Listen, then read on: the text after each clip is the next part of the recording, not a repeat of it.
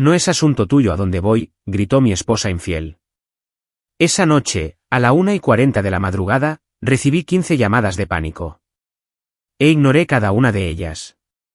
Mi esposa gritó que no era asunto mío a dónde iba esa noche. 1:40 de la madrugada, 15 llamadas que ignoré. Ella pensaba que alguien estaba entrando a la fuerza en la casa. Yo observaba a través de las cámaras que había instalado en secreto, y no había nadie allí. Solo ella, completamente sola, entendiendo por fin lo que realmente significaba no es asunto tuyo. Me llamo Owen Keller. Tengo 45 años, y he pasado los últimos 22 años de mi vida en logística de transporte de mercancías. Intermedio envíos, coordino rutas, y gestiono las relaciones entre fabricantes y transportistas.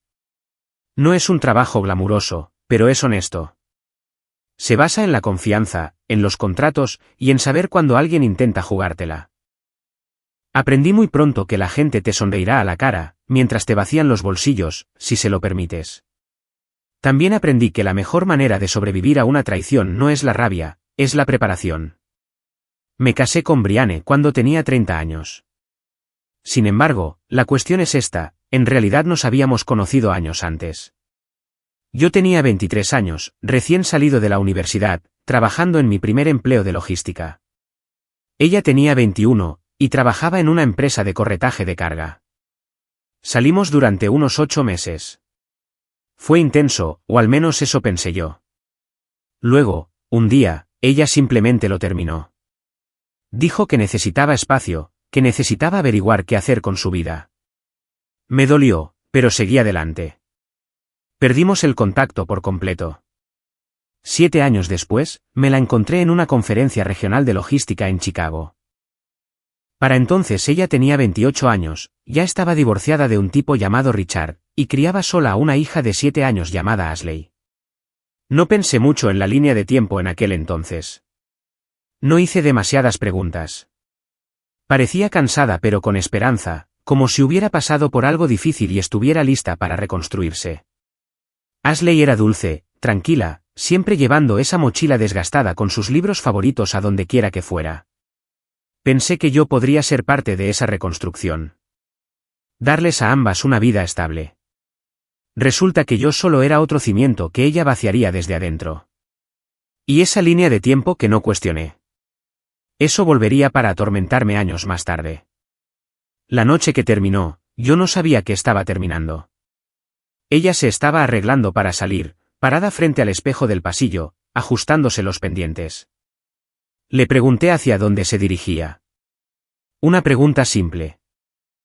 El tipo de pregunta que la gente casada hace sin pensar. Ella ni siquiera se dio la vuelta. Fuera, dijo Brianne secamente. Esperé. Ella siguió acomodándose el cabello, revisando su reflejo como si yo ni siquiera estuviera allí. Fuera, a donde, insistí, manteniendo mi tono ligero. Fue entonces cuando se giró. Sus ojos tenían ese brillo agudo y defensivo que yo había visto demasiadas veces antes. La mirada que decía que yo era el problema por preguntar. No es asunto tuyo a dónde voy, espetó ella, alzando la voz rápidamente. Me quedé allí, con las llaves en la mano, congelado a mitad de camino de alcanzar mi chaqueta. El aire entre nosotros se sentía pesado, denso, con algo que aún no podía nombrar. Ella agarró su bolso y pasó por mi lado, sus tacones repiqueteando contra el suelo de madera. La puerta se cerró detrás de ella. No fue un portazo, solo un clic limpio y decisivo. No la seguí, no la llamé, no envié ningún mensaje desesperado una hora después preguntando cuándo volvería a casa. Simplemente me quedé allí en el silencio, escuchando el zumbido del refrigerador y el sonido distante de su coche saliendo del camino de entrada. Algo en mí cambió esa noche. Quizás había estado cambiando durante meses, y yo lo había ignorado. Quizás lo sabía desde hacía más tiempo del que quería admitir. Pero, parado allí solo en ese pasillo, me di cuenta de algo importante: había terminado. No terminado con enojo. No terminado gritando y lanzando cosas. Simplemente terminado. El tipo de final que se asienta en tus huesos, y toma decisiones por ti antes de que tu cerebro se ponga al día. Ella se quedó fuera hasta después de medianoche. Cuando regresó, yo estaba en la cama mirando hacia la pared, respirando lenta y constantemente como si estuviera dormido. Ella se movió por la habitación con cuidado, tratando de no despertarme. Escuché caer sus zapatos, el susurro de su vestido, la luz del baño encendiéndose y apagándose. Se deslizó en la cama a mi lado, y yo no me moví. Para la mañana siguiente, ya había comenzado a planear. No una venganza, no una confrontación ruidosa y desordenada, sino una salida limpia y metódica de una vida que había dejado de ser mía hacía mucho tiempo. Porque esto es lo que aprendí en 22 años de logística: cuando alguien te dice que no es asunto tuyo, no te está pidiendo espacio. Te está diciendo cuál es tu lugar. Y una vez que sabes cuál es tu lugar, la única pregunta que queda es si vas a quedarte ahí. Yo no iba a hacerlo. La mañana siguiente llegó demasiado brillante, demasiado normal. La luz del sol entraba a raudales por las ventanas de la cocina mientras yo preparaba café. La misma rutina que había seguido durante años. Brianne apareció alrededor de las 8, con el cabello envuelto en una toalla, moviéndose por la habitación como si nada hubiera pasado. «Buenos días», dijo distraídamente, alcanzando una taza. Asentí, sin levantar la vista de mi teléfono. Ya estaba revisando los horarios de los transportistas, trazando los envíos de la semana.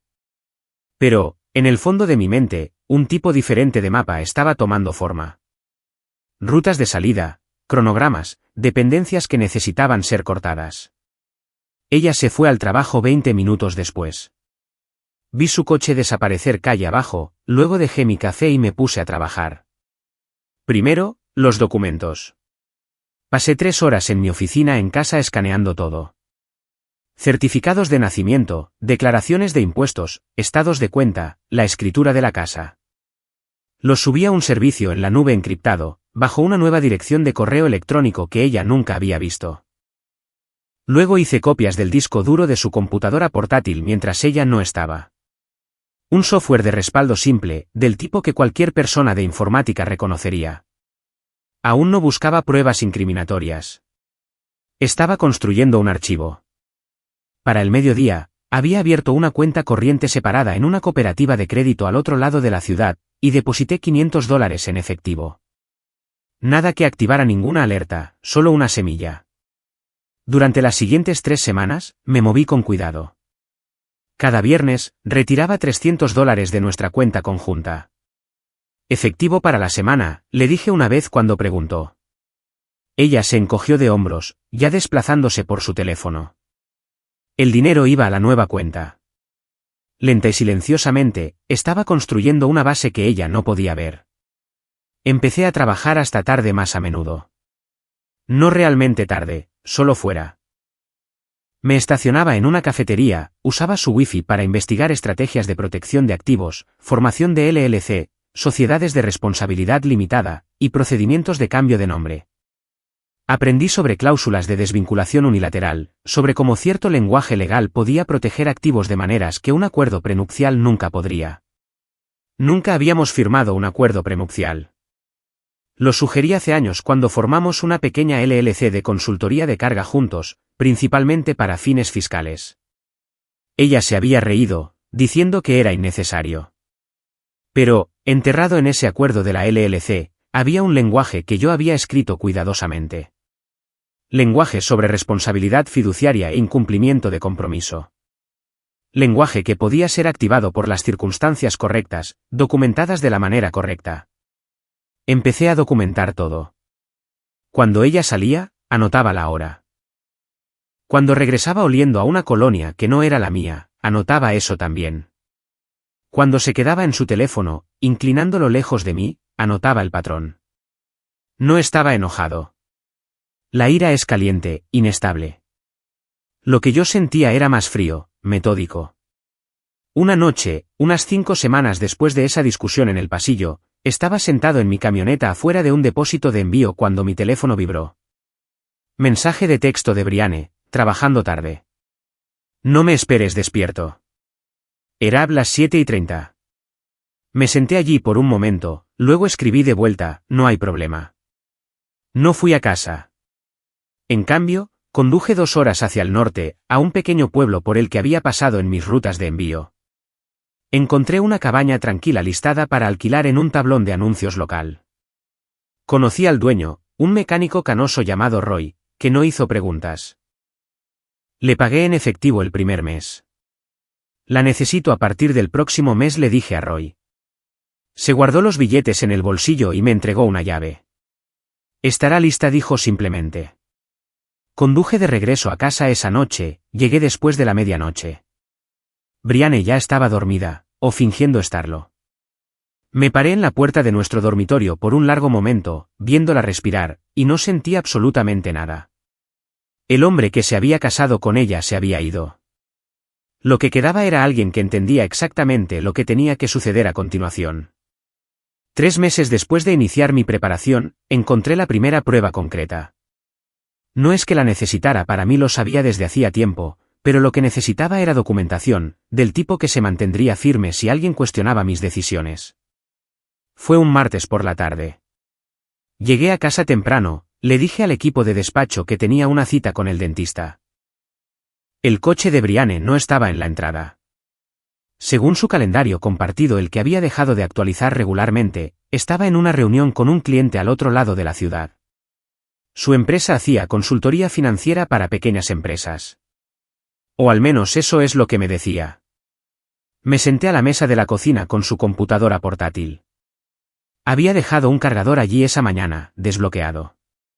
Descuidado. O tal vez había dejado de importarle si yo miraba. De cualquier manera, era una oportunidad. Abrí su correo electrónico primero, me desplacé por la correspondencia de trabajo, propuestas de clientes, el desorden profesional habitual. Luego revisé su carpeta de eliminados. Ahí es donde la gente se vuelve descuidada. Piensan que eliminado significa desaparecido. Había correos electrónicos para alguien llamado Jordan Ale. Los asuntos eran vagos: actualización del martes, seguimiento, y pregunta rápida. Abrí uno de hace 2 semanas. No puedo esperar a verte esta noche. Mismo lugar, misma hora. No llegues tarde esta vez. No se me aceleró el pulso. Simplemente guardé el correo electrónico como PDF, lo subí a mi almacenamiento en la nube encriptado, y seguí leyendo. Había docenas más que se remontaban a 8 meses atrás. Algunos sonaban profesionales, otros menos. Referencias a hoteles que reconocí, restaurantes a los que nunca habíamos ido juntos, chistes internos de los que yo no era parte. Revisé sus mensajes de texto a continuación. La mayoría estaban respaldados en su cuenta en la nube, accesible a través de la computadora portátil. El número de Jordan aparecía con frecuencia. Los textos eran cuidadosos, incluso codificados, pero el patrón era claro. Horarios de reuniones, ubicaciones, quejas sobre mí, sobre cómo nunca notaba nada y siempre estaba trabajando. Hice capturas de pantalla de todo metódicamente, organicé los archivos por fecha, y los almacené en una carpeta etiquetada Reclamaciones de Seguro de Carga 2024.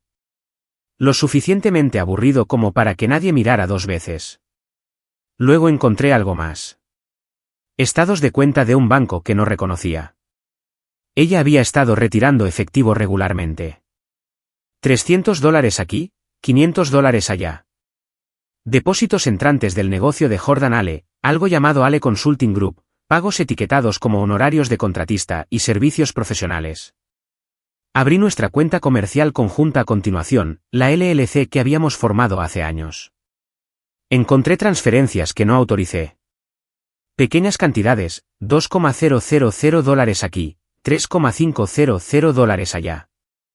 Movidos a la cuenta personal de Brianne bajo la descripción reembolso de gastos. Excepto que no habíamos tenido ningún gasto comercial ese mes. Hice las cuentas. A lo largo de 18 meses, ella había sifoneado silenciosamente $47,000 de nuestra cuenta comercial. Dinero que yo había ganado intermediando acuerdos de carga. Dinero que se suponía que estaba construyendo nuestro futuro. Me recosté, miré la pantalla, y sentí esa certeza fría asentarse más profundamente en mi pecho. Esto no era solo una aventura. Esto era robo sistemático, fraude, el tipo de cosa que podría costarle más que un matrimonio. Copié todo. Registros bancarios, historiales de transacciones, correos electrónicos, registros de mensajes de texto. Construí una línea de tiempo que mostraba exactamente cuándo comenzó a moverse el dinero y a dónde fue. Lo organicé todo en carpetas ordenadas con etiquetas claras, evidencia que incluso un abogado mediocre podría usar para destruirla en la corte. Pero no planeaba ir a la corte. Todavía no. Los tribunales eran desordenados, públicos, impredecibles. Lo que yo estaba construyendo era algo más limpio, algo que ella no vería hasta que fuera demasiado tarde para detenerlo. Cerré la computadora portátil, la puse de nuevo exactamente donde la encontré, y revisé la hora. Brianne estaría en casa en 20 minutos. Me lavé las manos, comencé la cena, y esperé. Cuando ella entró, sonreí. ¿Cómo estuvo tu reunión?, pregunté, revolviendo la salsa de la pasta. Brianne dejó caer su bolso en el mostrador, apenas mirándome. Bien, dijo. Un día largo. Asentí. Serví la cena, hice una pequeña charla sobre retrasos en la carga y horarios de envío. Ella revisó su teléfono 2 veces durante la comida. No pregunté a quién le estaba enviando mensajes de texto porque ya lo sabía, y pronto lo sabrían todos los demás que importaban. La llamada llegó exactamente a la 1:40 de la madrugada de un viernes por la noche a finales de septiembre. Yo estaba despierto, acostado en un catre estrecho en la cabaña, con las ventanas abiertas para dejar entrar el aire frío de la montaña. La temperatura había bajado a unos 4 o 5 grados, pero yo lo prefería así. Me mantenía alerta, concentrado. Mi teléfono se iluminó sobre la caja de madera que usaba como mesita de noche. El nombre de Brianne parpadeó en la pantalla, brillante e insistente en la oscuridad. No me moví, solo observé el teléfono vibrar, zumbando como un insecto enojado atrapado bajo un cristal. La llamada se fue al buzón de voz. 10 segundos después, otra llamada, luego otra. Para la cuarta llamada, me estiré y puse el teléfono boca abajo, pero no lo silencié. Quería sentir cada zumbido, cada intento desesperado de contactarme. No por crueldad, sino por claridad. Así es como se sentía la rendición de cuentas cuando finalmente te alcanzaba. Las llamadas seguían llegando. 5, 6. 7 las conté en mi cabeza. Cada una un pequeño signo de puntuación en una historia que ya estaba escrita. A la 1:47 de la madrugada, llegó el primer mensaje de voz. No lo escuché, pero vi la notificación. 32 segundos de duración. Luego otro de 18 segundos. Luego un mensaje de texto. Owen, por favor contesta. Luego otra llamada. Número 8. Me senté lentamente, balanceé las piernas sobre el borde del catre, y caminé hacia la ventana. Afuera, el bosque estaba negro y silencioso, excepto por el viento moviéndose a través de los pinos. No había farolas aquí, ni vecinos, solo distancia y oscuridad, y el tipo de tranquilidad que no puedes comprar en la ciudad. Otra llamada. Número 9. Otro mensaje de texto. Creo que hay alguien afuera de la casa. Tengo miedo. Lo leí 2 veces, luego dejé el teléfono. La casa tenía nueva seguridad. La había instalado yo mismo 2 semanas antes de irme. Actualicé todo el sistema sin decirle nada. Sensores de movimiento, cámaras, una alarma silenciosa que solo me notificaba a mí. Abrí la aplicación en mi teléfono, revisé la transmisión en vivo. La casa estaba bien. Luces encendidas en la sala y el dormitorio. No se detectaba movimiento afuera, nadie en el patio, no había coches en la entrada excepto el de ella. Ella estaba sola, y estaba entrando en pánico. Otra llamada, número 10. Por favor, escribió ella. Algo anda mal. ¿Por qué no estás contestando? Observé la transmisión de seguridad por otro minuto. Vi su sombra pasar por la ventana del dormitorio, caminando de un lado a otro. La vi revisando las cerraduras de la puerta principal a través de la cámara del pasillo. Estaba asustada, genuinamente asustada, pero no porque hubiera alguien allí. Estaba asustada porque yo no estaba respondiendo. Porque, por primera vez en 15 años, yo no estaba allí para arreglar sus problemas, reales o imaginarios. Llamada número 11, 12, 13. Los mensajes de voz se acumulaban. No escuché ninguno de ellos. Solo vi los números subir. Cada uno otro ladrillo en el muro que había estado construyendo entre nosotros. A las 2:03 de la madrugada, el mensaje de texto cambió de tono. ¿Por qué estás haciendo esto? Esto no es gracioso. Lo siento. ¿De acuerdo? Lo siento. Solo contesta. Llamada 14. 15 y apagué la pantalla del teléfono, me acosté de nuevo en el catre, y miré el techo oscuro. Las llamadas siguieron llegando durante otros 20 minutos. Vibraciones que podía sentir a través del delgado colchón. Luego, finalmente, se detuvieron. El silencio se asentó de nuevo sobre la cabaña, profundo, completo. No me sentí triunfante. No me sentí reivindicado. No sentí nada en absoluto. Solo el aire frío en mi piel y la certeza de que había tomado la decisión correcta. Porque esto es lo que Brianne nunca entendió: cuando le dices a alguien que no es asunto suyo a dónde vas, no solo estás reclamando independencia. Estás cortando la conexión. Estás diciendo que tus decisiones, tu seguridad, tu vida, ya no son responsabilidades compartidas. Y si no es asunto mío a dónde vas, entonces tampoco es asunto mío cuando tienes miedo. El teléfono permaneció en silencio por el resto de la noche. Para la mañana, ya había comenzado a empacar para la siguiente fase. La cabaña había cumplido su propósito. Ahora era el momento de construir algo permanente, algo que ella nunca pudiera tocar. La cabaña cumplió su propósito durante 6 semanas. Tiempo suficiente para desaparecer, lo suficientemente corto para evitar sospechas. Les dije a mis clientes más importantes que me tomaría un año sabático por razones de salud familiar, lo cual no era del todo mentira. La salud de mi familia había sido tóxica durante años, yo simplemente estaba tratándola finalmente. Durante esas semanas, trabajé en el turno de noche en un almacén regional a 2 pueblos de distancia. Trabajo simple, recuentos de inventario, escaneo de códigos de barras, coordinación del muelle de carga. El tipo de trabajo donde nadie hacía preguntas, y todos se mantenían en lo suyo. Me hacía llamar Owen Kelly, lo suficientemente cerca de mi nombre real para responder automáticamente, pero lo suficientemente diferente en el papeleo. La paga era modesta, pero no necesitaba mucho. Mis gastos eran mínimos. La cabaña costaba $400 al mes, en efectivo para Roy. Comida de una tienda de comestibles que vendía pan del día anterior y cenas enlatadas. Café de una gasolinera. Todo lo demás se destinaba a construir lo que venía después. Ya había presentado la reestructuración de la LLC. Dirigí todo a través de un abogado a 3 estados de distancia, alguien que se especializaba en protección de activos para dueños de negocios que atravesaban separaciones complicadas. El papeleo era denso, intencionalmente. Para cuando el abogado de Brianne descubriera lo que había sucedido si es que ella contrataba a uno, sería demasiado tarde para revertirlo. La casa, la que ella todavía pensaba que habitaba, había sido transferida silenciosamente a un fideicomiso corporativo 2 meses antes de que yo me fuera. El fideicomiso era propiedad de Keller Frat Solutions, la LLC que técnicamente nos empleaba a ambos, pero que yo controlaba completamente. Esa cláusula enterrada en el acuerdo operativo, la de incumplimiento fiduciario, se había activado en el momento en que ella transfirió dinero de la compañía sin autorización. Todo era legal. Todo estaba documentado.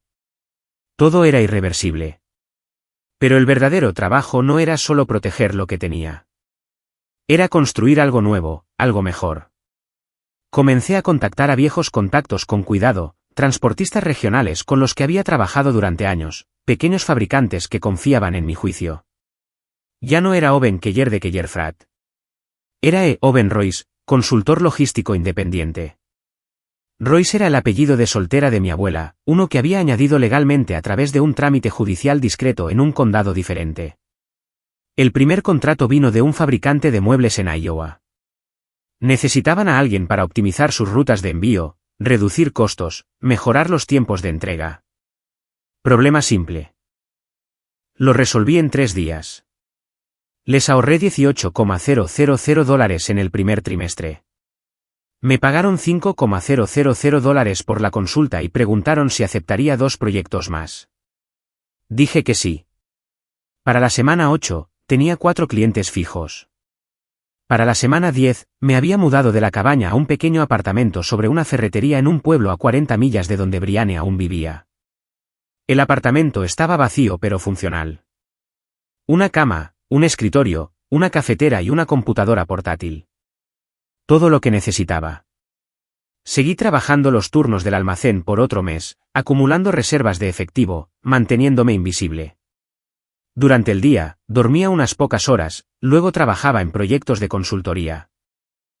Por la noche, escaneaba códigos de barras y apilaba paletas junto a tipos que nunca preguntaron de dónde venía. Uno de ellos, un chico más joven llamado Travis, me preguntó una vez mientras trabajaba de noche si yo tenía ese trabajo elegante de computadora. Me encogí de hombros y dije, me mantengo ocupado. Él asintió como si eso tuviera todo el sentido del mundo. Al final del tercer mes, ya no necesitaba el almacén.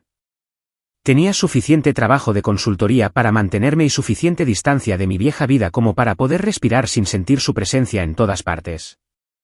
Dejé el almacén un viernes, le dije al supervisor que me reubicaba por razones familiares, le estreché la mano, y salí al estacionamiento mientras salía el sol.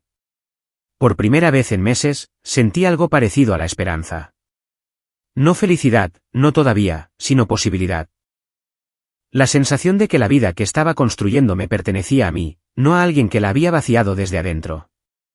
Conduje de regreso al apartamento, preparé café, me senté en mi escritorio, abrí mi computadora portátil, y comencé a redactar un plan de negocios.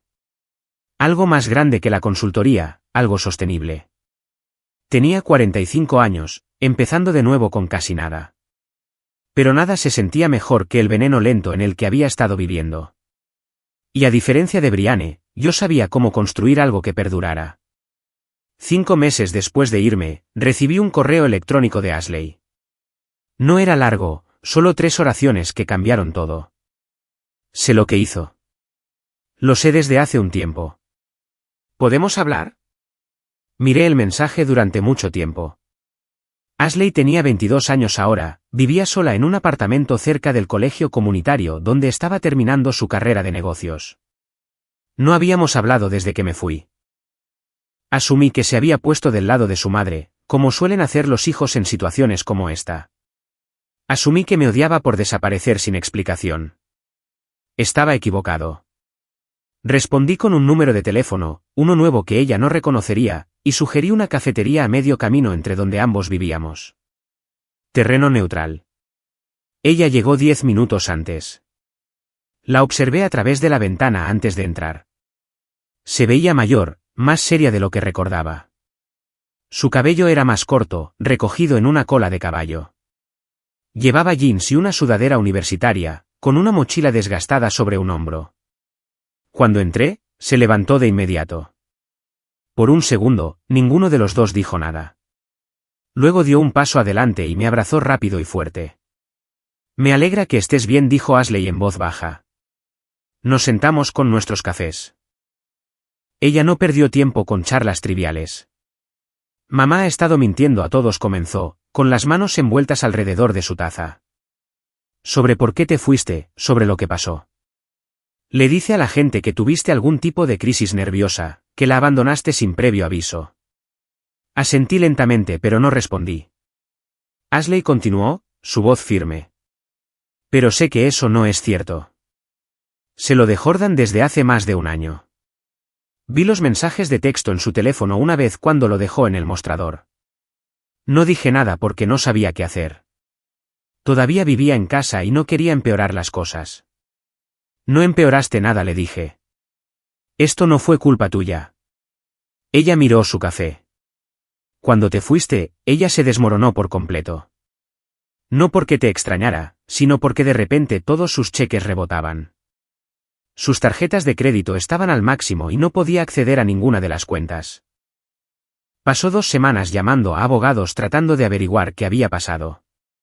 ¿Y lo hizo?, pregunté. Ashley asintió. Eventualmente, uno de ellos explicó que había reestructurado todo legalmente antes de irte. Que la casa, las cuentas comerciales, todo estaba protegido. Ella no puede tocar nada de eso. Bebí mi café, esperando. Está furiosa, continuó Ashley. Pero más que eso, está asustada. Jordan dejó de verla una vez que el dinero se secó. Resulta que solo estaba interesado mientras ella tuviera acceso a tus ingresos. Ahora está luchando para cubrir el alquiler de un apartamento horrible, trabajando en 2 empleos de medio tiempo porque nadie la contrata a tiempo completo después de lo que pasó. ¿Qué pasó?, pregunté, aunque ya lo sospechaba. La expresión de Ashley se endureció. La despidieron. Su empresa descubrió que había estado usando cuentas comerciales para ocultar gastos personales, canalizando dinero a la firma de consultoría de Jordan por servicios que nunca se prestaron realmente. No presentaron cargos, pero la despidieron y se aseguraron de que se corriera la voz. Nadie en consultoría financiera la tocará ahora. Absorbí esta información en silencio. Yo no la había denunciado a su empleador. No había sido necesario. Ella había sido lo suficientemente descuidada como para que lo encontraran ellos mismos. Hay algo más, dijo Ashley, bajando la voz. Me hice una de esas pruebas de ascendencia de ADN hace unos meses, solo por diversión, ya sabes, para ver de dónde venía mi familia. Sacó su teléfono, abrió una aplicación, y giró la pantalla hacia mí. Me emparejaba con un pariente cercano. Coincidencia paterna. 99,7% de probabilidad. Miré la pantalla, vi mi propio nombre listado como su padre biológico. El ruido de la cafetería se desvaneció en un ruido de fondo estático. Miré los resultados, leyéndolos 2 veces para asegurarme de entender. Eres mi padre real, dijo Ashley en voz baja. No Richard. No el hombre que mamá me dijo que era mi padre toda mi vida. Tú. Dejé mi taza con cuidado, mis manos de repente inestables. Brianne sabe que tú lo sabes, logré preguntar. Ashley negó con la cabeza. Aún no. Quería hablar contigo primero. Quería entender qué pasó antes de confrontarla al respecto. Tomé una respiración lenta.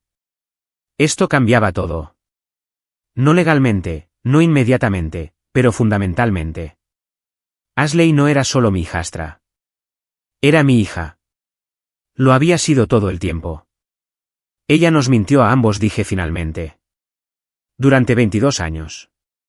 Ashley asintió, con los ojos brillantes pero controlados. Lo sé. Y necesito saber algo de ti. ¿Planeas volver? ¿Luchar contra ella? ¿Hacer esto público? Miré a esta joven mujer, mi hija, y vi una fuerza que no había esperado. No me estaba pidiendo que la rescatara. Me estaba preguntando en qué lado del campo de batalla estaría yo. No voy a volver, dije. Pero tampoco voy a huir. Estoy construyendo algo nuevo, algo que ella no puede tocar. Ashley sonrió levemente. Bien. Porque quiero ayudar. Ashley y yo nos reunimos 3 veces más durante el mes siguiente. En cada reunión, ella traía más información, estados de cuenta que había encontrado en el apartamento de Brianne, mensajes de texto entre Brianne y Jordan que había recuperado de viejas copias de seguridad del teléfono, una línea de tiempo que ella construyó mostrando exactamente cuándo habían comenzado las mentiras y cuán profundas eran. Mi hija no estaba solo enojada, era metódica. Resultó que había heredado de mí algo más que solo el ADN. Quiero confrontarla, me dijo Ashley durante nuestra 4ª reunión, esta vez en un parque cerca de su apartamento. Nos sentamos en un banco con vista a un pequeño lago, viendo a los patos remar por el agua gris. Pero quiero hacerlo bien. No quiero que se escape hablando o que tergiverse las cosas como siempre lo hace. Entendí ese instinto. Brianne era experta en manipulación, en hacerse la víctima, incluso cuando ella era la perpetradora. Pero la confrontación requería preparación. Antes de que hables con ella, dije con cuidado, hay algo que debes saber sobre lo que hizo financieramente. Es peor que la aventura. Saqué mi tableta, abrí la carpeta encriptada que había estado manteniendo, y le mostré a Ashley las transferencias documentadas de nuestra cuenta comercial, los $47,000 que habían desaparecido en 18 meses, los pagos a la firma de consultoría de Jordan por servicios que nunca se prestaron, los reembolsos de gastos falsos. La mandíbula de Ashley se tensó mientras se desplazaba por los documentos. Esto es fraude, dijo en voz baja. Sí, confirmé. Fraude corporativo. El tipo que podría resultar en cargos criminales si las personas adecuadas vieran estos registros. Ella me miró. ¿Vas a denunciarla? No lo he decidido todavía, admití. Parte de mí quiere que enfrente consecuencias reales. Pero parte de mí solo quiere seguir adelante sin mirar atrás. Ashley me devolvió la tableta. Voy a decirle que sé sobre la prueba de ADN. Sobre todo. Necesito ver su cara cuando se dé cuenta de que ya no puede mentir. ¿Y si ella lo niega?, pregunté. Entonces le muestro las pruebas, dijo Ashley. Los resultados de ADN, los correos electrónicos, los registros financieros que me diste. Todo. Y luego me alejo. 2 semanas después, Ashley me llamó desde su coche. Acababa de salir del apartamento de Brianne. Su voz era firme, pero podía escuchar la tensión por debajo. Se lo dije, dijo Ashley. Me senté en la mesa de su cocina y le expuse todo. La prueba de ADN, el hecho de que eres mi padre biológico, las mentiras sobre Richard, todo. ¿Cómo reaccionó?, pregunté. Intentó explicarlo al principio, continuó Ashley. Dijo que era complicado, que yo no entendía las circunstancias, que había estado tratando de protegerme. Pero cuando le mostré los resultados reales de ADN, cuando le dije que había hablado con Richard y que él había confirmado que siempre lo había sospechado, se derrumbó. Esperé, escuchando. Lo admitió, dijo Ashley. Lo admitió todo. Después de que ustedes dos rompieron cuando ella tenía 21 años, descubrió que estaba embarazada. Entró en pánico, no te lo dijo. En cambio, conoció a Richard unas semanas después, se apresuró a casarse, y me hizo pasar por su hija cuando nací. Richard nunca lo cuestionó porque el momento parecía lo suficientemente cercano. Le mintió a él, te mintió a ti, me mintió a mí durante 22 años. Dijo que era joven y estaba asustada y no sabía qué más hacer. ¿Le dijiste sobre el fraude financiero?, pregunté. Lo hice, respondió Ashley. Le mostré los registros bancarios, las transferencias, todo. Ella afirmó que Jordan la había manipulado, que había sido vulnerable y había cometido errores. Trató de hacer que sonara como si ella fuera la víctima. ¿Y qué dijiste tú? Le dije que cometer errores y cometer fraude son dos cosas diferentes. Que ser vulnerable no excusa robar de tu propio negocio. Que estar asustada hace 23 años no justifica mentirle a tu hija toda su vida. Sentí una oleada de orgullo. Ashley había hecho exactamente lo que tenía que hacerse. No con rabia, no con crueldad, sino con una honestidad lúcida. ¿Cómo terminó?, pregunté. Me levanté, dijo Ashley. Le dije que necesitaba tiempo para procesar todo. Que no la estaba sacando de mi vida por completo, pero que no podía tener una relación con ella en este momento. Que si quería alguna oportunidad de reconstruir la confianza, necesitaba empezar a ser honesta consigo misma y con todos los demás. Eso requirió valentía, le dije. Lo aprendí de ti, respondió ella. No gritaste ni hiciste una escena cuando te fuiste. Simplemente dejaste de participar en la disfunción. Yo estoy haciendo lo mismo. Hablamos unos minutos más, luego terminamos la llamada. Me senté en mi apartamento después, mirando por la ventana hacia el estacionamiento de la ferretería abajo, pensando en el legado. No el legado de dinero o propiedad, sino el legado de cómo manejas la traición. Cómo respondes cuando los cimientos se agrietan bajo tus pies. Ashley me había visto irme en silencio. Me había visto negarme a participar en el drama. Me había visto construir algo nuevo en lugar de tratar de salvar algo podrido. Y ahora ella estaba haciendo lo mismo. Quizás esa era la única herencia real que valía la pena transmitir. No riqueza, no estatus, sino la fuerza para alejarse de la toxicidad con tu dignidad intacta. 18 meses después de irme, Kellerfrat Solutions no solo sobrevivía, prosperaba. Lo que había comenzado como una operación de consultoría de un solo hombre se había convertido en una pequeña empresa con 6 empleados contratados y 12 clientes fijos en 4 estados. Me había mudado a un espacio de oficina adecuado. Nada lujoso, solo 3 habitaciones en un edificio comercial cerca de la Interestatal. Una habitación para reuniones con clientes, una para mi escritorio y archivos, y una para los 2 consultores junior que había contratado para manejar proyectos de optimización de rutina. Los gastos generales eran manejables. Los ingresos crecían. Y por primera vez en años, sentía que estaba construyendo algo que no podía ser socavado. Ashley se había unido al negocio a tiempo parcial mientras terminaba su carrera. Ella manejaba las comunicaciones con los clientes y las redes sociales, tareas que me liberaban para concentrarme en la estrategia y el crecimiento.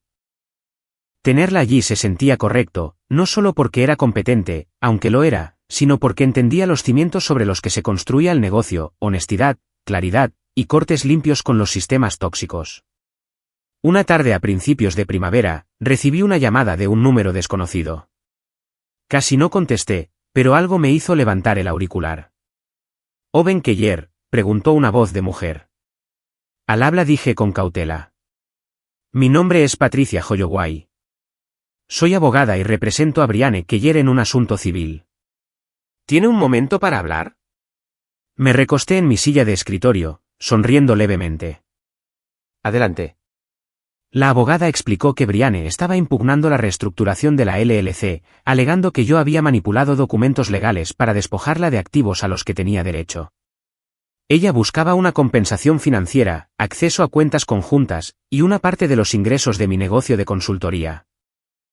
La dejé terminar, luego respondí con calma. «Señora Holloway, asumo que ha revisado el acuerdo operativo que ambos firmamos cuando formamos la LLC». «Lo he hecho», dijo ella con cuidado. «¿Entonces ha visto la cláusula sobre el incumplimiento de la responsabilidad fiduciaria? La que permite la protección unilateral de activos en casos de fraude o apropiación indebida». Hubo una pausa. «Mi cliente disputa que haya ocurrido tal incumplimiento». «Entonces querrá revisar la documentación que he preparado», dije. «Registros bancarios que muestran transferencias no autorizadas por un total de $47,000 durante 18 meses. Correspondencia por correo electrónico entre su cliente y un tercero discutiendo estrategias comerciales que beneficiaron directamente a un competidor. Evidencia con fecha y hora de fraude financiero». Otra pausa, más larga esta vez. «Señor Keller, ¿está sugiriendo que tiene pruebas de actividad criminal?». «Estoy sugiriendo que su cliente violó los términos de nuestro acuerdo comercial en múltiples formas documentadas. La reestructuración de la LLC fue una respuesta directa a esas violaciones, tal como se describe en el contrato que ella firmó. Todo lo que hice fue legal y justificado. Mi cliente está preparada para disputar estas reclamaciones en la corte», dijo la abogada, aunque su tono había cambiado. Menos agresivo, más cauteloso. «Ese es su derecho», respondí. «Pero antes de que lo haga, tal vez quiera explicarle que ir a la corte significa que todo esto se vuelve de registro público. El fraude, la aventura, el hecho de que mintió sobre la paternidad de su hija durante 23 años. Todo». Silencio al otro lado. «No estoy interesado en destruir a su cliente», continué. «Solo quiero que me dejen en paz para dirigir mi negocio. Pero si ella fuerza esto a un litigio, me defenderé con cada pieza de evidencia que tengo. Y créame, señora Holloway, tengo mucha». La llamada terminó poco después. Educada pero definitiva. Nunca volví a saber de Patricia Holloway. 3 semanas después, Ashley me dijo que Brianne había retirado la acción legal. Aparentemente, su abogada le había aconsejado que seguir adelante causaría más daño del que valdría cualquier posible acuerdo. «Está trabajando en 2 empleos minoristas ahora», me dijo Ashley mientras tomábamos café. «Tratando de cubrir el alquiler y las facturas». Jordan se fue. La mayoría de sus amigos dejaron de devolverle las llamadas una vez que se corrió la voz sobre lo que pasó. Básicamente está empezando de nuevo. «¿Cómo te sientes al respecto?», pregunté. Ashley pensó por un momento. «Honestamente, me siento mal por ella. Pero no lo suficientemente mal como para arreglarlo. Ella tomó sus decisiones. Ahora tiene que vivir con ellas». Asentí. Esa era la respuesta correcta. Compasión sin habilitar el mal comportamiento. Empatía sin rescate. «¿Y tú?», preguntó Ashley. «¿Alguna vez te arrepientes de cómo lo manejaste?». Miré alrededor de mi pequeña oficina, los contratos de clientes en mi escritorio, el plan de negocios clavado en la pared, y a mi hija sentada frente a mí, construyendo una vida con integridad y propósito. Ni por un segundo dije. 2 años y 4 meses después de salir de esa casa, Ashley me llamó con noticias que no esperaba.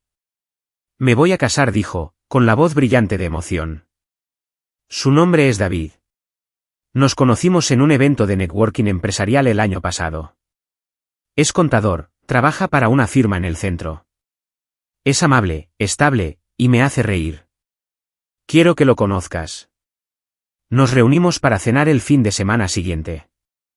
David era exactamente como ella lo describió, tranquilo pero seguro. Hacía preguntas. Trataba a Ashley con obvio respeto y afecto. El tipo de hombre que construiría una vida sobre tierra firme, no sobre arena movediza. Me gustaría que me llevaras al altar, me dijo Ashley después de que David se excusara para atender una llamada de trabajo. Si te sientes cómodo con eso. Sentí un nudo en la garganta. ¿Qué hay de Brianne? La expresión de Ashley se volvió seria. Mamá estará invitada, pero no tendrá un papel en la ceremonia. Hice las paces con ella de alguna manera, pero no estoy fingiendo que nuestra relación es algo que no es. Tú eres mi padre. Tú eres quien me enseñó cómo se ve la integridad. Te quiero a mi lado. La boda se fijó para principios de otoño. 6 meses para planificar. Ashley manejó la mayor parte de la logística ella misma, con la familia de David ayudando donde era necesario. Yo contribuí financieramente, cubriendo el lugar y el catering. Se sentía correcto. Se sentía como el tipo de cosa que un padre debería hacer. Brianne fue invitada pero no confirmó su asistencia hasta 2 semanas antes de la boda. Vendría, pero sola. Jordan se había ido hacía mucho. Según Ashley, Brianne todavía trabajaba en el comercio minorista, todavía luchaba financieramente, todavía lidiaba con las secuelas de decisiones que le habían costado todo. El día de la boda llegó fresco y despejado. El lugar era un granero restaurado a las afueras de la ciudad, rodeado de campos que se volvían dorados con la hierba de otoño. Llegué temprano, ayudé al coordinador de bodas de Ashley a colocar sillas, me aseguré de que todo estuviera en su lugar. Cuando Ashley llegó, se veía radiante. Vestido blanco simple, cabello recogido, llevando un ramo de flores silvestres. Ella sonrió cuando me vio. ¿Listo?, preguntó. Absolutamente, dije. Brianne estaba sentada en la tercera fila. La vi cuando entramos. Vi su cara cuando se dio cuenta de que yo era quien llevaba a Ashley al altar. Se veía mayor, desgastada por años de consecuencias. Pero había algo más en su expresión, también. Tal vez arrepentimiento, tal vez aceptación. Difícil de decir. Acompañé a mi hija hasta el altar, puse su mano en la de David, y retrocedí. La ceremonia fue simple, sincera. Cuando el oficiante los declaró casados, la pequeña multitud aplaudió. En la recepción, Ashley me llevó aparte. Gracias, dijo en voz baja. Por todo. Por no rendirte, por mostrarme que es posible empezar de nuevo con integridad. Tú hiciste eso tú misma, le dije. Yo solo me quité del camino. Más tarde, vi a Brianne parada sola cerca de la mesa de refrescos. Parte de mí quería evitarla, pero otra parte, la parte que había ido más allá de la ira hacia algo más tranquilo, se acercó. Se ve feliz, dijo Brianne suavemente, viendo a Ashley bailar con David. Lo es, coincidí. Brianne se volvió hacia mí. Sé que no tengo derecho a preguntar, pero ¿crees que ella alguna vez me perdonará? Consideré la pregunta cuidadosamente. Creo que ya lo ha hecho, a su manera. Pero el perdón no significa olvidar. No significa fingir que el pasado no sucedió. Brianne asintió, con los ojos brillantes. Cometí muchos errores. Lo hiciste, dije simplemente. No cruel, solo honesto. ¿Alguna vez piensas en lo que podría haber sido diferente?, preguntó ella. ¿Si hubiera tomado mejores decisiones? A veces, admití. Pero sobre todo pienso en lo que es. Y lo que es una hija que es fuerte, honesta, y que está construyendo una buena vida. Eso es suficiente. Brianne se secó los ojos. Me alegro de que te tenga a ti. No respondí a eso. Solo asentí una vez y me alejé, no por enojo, sino porque no quedaba nada más que decir. Ambos avanzamos hacia vidas diferentes, futuros diferentes. La recepción continuó hasta la noche. Bailé con Ashley, felicité a David, hablé con invitados que preguntaron sobre mi negocio. que Jerfrat Solutions había crecido a 14 empleados ahora, con oficinas en 3 estados. Me iba bien. Mejor que bien. Mientras el sol se ponía y la fiesta terminaba, me paré afuera del granero viendo la última luz desvanecerse sobre los campos. Ashley y David se irían a su luna de miel por la mañana, comenzando su vida juntos. Sentí algo que no había sentido en años. No felicidad exactamente, sino algo más profundo. Satisfacción.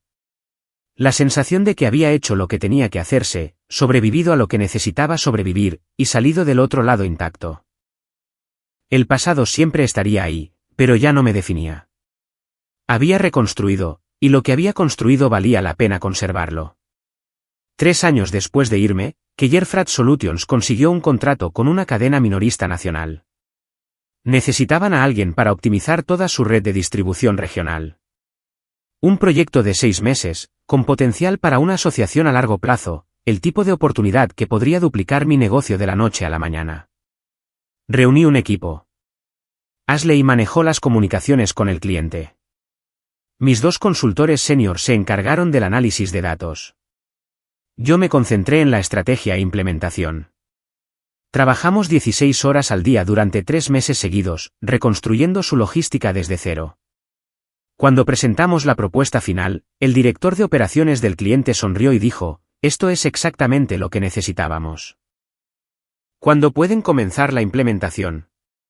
El contrato valía $420,000, más dinero del que había ganado en los 2 años anteriores combinados. Llevé a mi equipo a cenar para celebrar, brindar, y agradecerles por su trabajo, su dedicación, y su confianza en una empresa que había comenzado en una cabaña con nada más que una computadora portátil y determinación. Construiste algo real, me dijo Ashley después. Algo que no te pueden quitar. Ella tenía razón. El negocio estaba protegido legalmente, era financieramente estable, construido sobre relaciones honestas y buen trabajo. Todo lo que Brianne había tratado de vaciar, yo lo había reconstruido más fuerte. También había comprado una casa. Nada extravagante, solo un lugar de 3 habitaciones en una calle tranquila con un pequeño jardín y un garaje que había convertido en una oficina en casa. La hipoteca era manejable. El vecindario era seguro. Y por primera vez en años, sentí que tenía un hogar en lugar de solo un lugar para dormir. Un sábado por la mañana, estaba trabajando en el jardín cuando se detuvo un coche. Brianne salió, luciendo insegura. Ashley me dio tu dirección, dijo ella. Espero que esté bien. Dejé el rastrillo que había estado usando. ¿Qué necesitas, Brianne? Ella miró la casa, el jardín, la evidencia de una vida reconstruida. Quería disculparme. Disculparme de verdad. No solo decir palabras. Lo que hice estuvo mal. Todo. La aventura, el dinero, las mentiras. Destruí algo bueno porque fui egoísta y estúpida. No la interrumpí. Dejé que terminara. No estoy pidiendo perdón, continuó Brianne. No estoy pidiendo nada. Solo quería que supieras que ahora entiendo. Entiendo lo que perdí. Y lo siento. La estudié por un largo momento. Se veía diferente, más humilde, desgastada por años de consecuencias, pero tal vez finalmente honesta. Aprecio que digas eso, le dije. Lo aprecio. Pero mi vida ha avanzado. Ya no estoy enojado, pero tampoco estoy mirando atrás. Brianne asintió. Lo sé. Solo necesitaba decirlo. Comenzó a irse, luego se volvió. Siempre fuiste uno de los fuertes. Ahora lo veo. Y me alegro de que Ashley te tenga como ejemplo. La vi alejarse en su coche, luego volví a rastrillar hojas. Su disculpa no cambiaba nada. No reparaba lo que estaba roto ni restauraba lo que se había perdido. Pero cerraba algo. Algún capítulo final que había estado esperando terminar.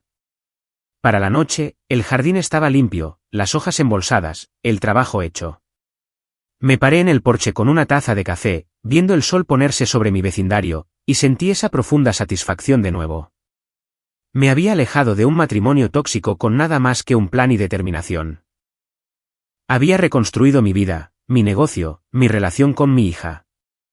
Lo había hecho en silencio, metódicamente, sin drama ni venganza. Y al final, esa era la única victoria que importaba. No destruir a Brianne, sino construir algo que ella nunca pudiera tocar. No vengarse, sino ser libre. El pasado era el pasado. Lo que importaba era lo que había construido en su lugar, un negocio que prosperaba, una hija que me respetaba, una vida que me pertenecía solo a mí. Había empezado de nuevo a los 45 con casi nada. Ahora a los 48, tenía todo lo que importaba, y nadie podía quitármelo.